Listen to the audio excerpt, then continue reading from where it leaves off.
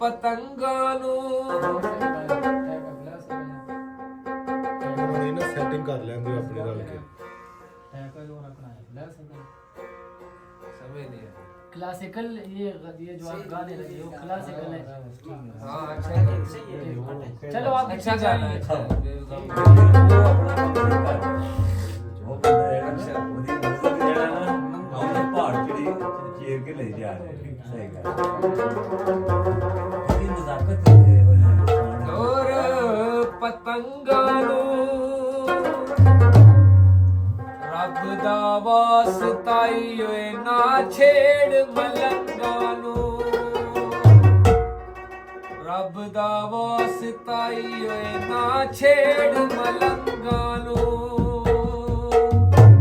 ਮਸਤ ਮਲੰਗ ਜਗਿਤੇ ਸਾਡਾ ਦਿਲ ਤੰਗ ਜਗਤਾਈ